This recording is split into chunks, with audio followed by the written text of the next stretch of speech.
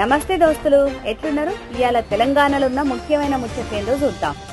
గ్రామాలలో అందరికీ అందుబాటులో ఉండేటట్టు భూ సమస్య పరిష్కరించేలా 5,000 మంది గ్రామ పాలనా అధికారులను నియమించింది రేవంత్ సర్కార్. అందులో భాగంగానే కొత్తగా నియమితులైన జీపీఓలకు స్వయంగా నియామక పత్రాలను అందజేసిండు సీఎం రేవంత్.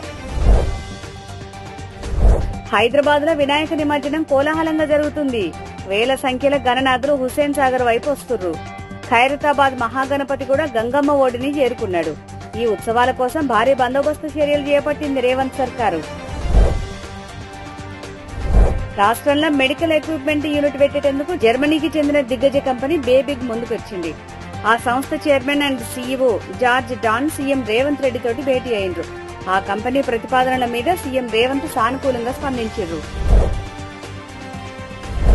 2 రోజులలో దాదాపు 21,000 టన్నుల యూరియా తెలంగాణకు వచ్చింది. మరో 20 రోజులలో 2 లక్షల టన్నుల యూరియా తెప్పించేందుకు రేవంత్ సర్కార్ కేంద్రం మీద ఒత్తిడి చేస్తున్నది.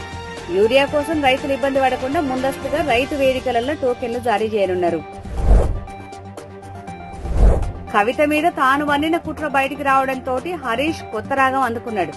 25 ఏళ్ల రాజకీయ చరిత్రలో అంటూ సానుభూతి పొందేందుకు ప్రయత్నాలు షురూ చేసిండు.